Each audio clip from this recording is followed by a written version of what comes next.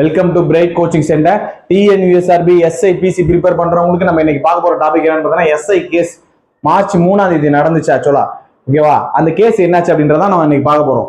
March 3 நடந்த case மறுபடி hearing வந்து அடுத்தது தள்ளி போட்டிருக்காங்க. என்னைக்கு அப்படின்னு பாத்தீங்கன்னா மார்ச் 11 ஆக்சுவலா இன்னைக்கு செவ்வாய்க்கிழமை, அடுத்த செவ்வாய்க்கிழமை தள்ளி போட்டுருக்காங்க. மார்ச் 11 தள்ளி போட்டுருந்துருக்காங்க.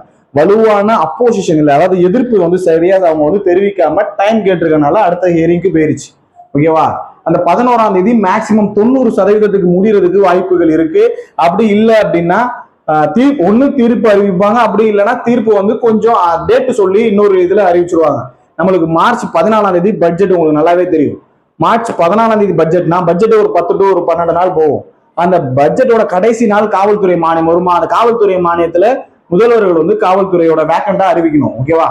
அதுக்கு முன்னாடி கேஸ் மேக்சிமம் முடிஞ்சிடும். அதாவது இன்னும் ஹியரிங் இழுத்துட்டு போயிட்டே இருக்குன்னா மேக்சிமம் 11 முடியறதுக்கு நிறைய வாய்ப்புகள் இருக்கு. ஓகேவா? 90% வாய்ப்புகள் இருக்கு.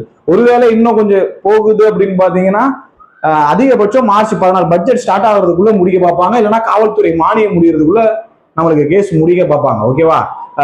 கவர்மெண்ட் சைட்ல எல்லாமே கொடுத்தாச்சு. என்ன ஒரே ஒரு கேஸோட தன்மை போயிட்டே இருக்கு அப்படின்னு பாத்தீங்கன்னா 41 பேத்துக்கு கொஞ்சம் ஆப்போசிட்டா போற மாதிரி போய்கிட்டே இருக்கு. அவ்வளவுதான். ஓகேவா? அதுக்குள்ள டெப்தா போக வேணாம், பாத்துக்கலாம் என்னன்னு சொல்லிட்டு நம்மளுக்கு மார்ச்ல இந்த மாசத்துல காவல்துறை மானியம் வரதுக்கு முன்னாடியே நம்மளுக்கு கேஸ் முடிஞ்சிடும். நோட்டிபிகேஷன் சொன்ன மாதிரி ஏப்ரல்ல வந்துடும். ஓகேவா?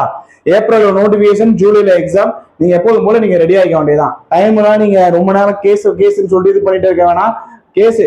கேஸ் டீடைல்ஸ் என்னாச்சுன்னு கமெண்ட் பண்ணிட்டே இருக்கிறனால உங்களுக்காக வீடியோக்கு வந்தேன். ஓகேவா? மற்றபடி கேஸ் போடணும் அப்படின்றதுலாம் அவசியம் கிடையாது. நீங்க ப்ரிப்பரேஷன் ஸ்டார்ட் பண்ண வேண்டியதான். ஏப்ரல் நம்மளுக்கு கன்ஃபார்மா நோட்டிபிகேஷன் வந்துடும், ஜூலைல எக்ஸாம் வந்துடும். ஓகேவா? அடுத்த வீடியோல சந்திக்கலாம். வீடியோ பிடிச்சதுன்னா லைக் பண்ணுங்க. தேங்க்யூ.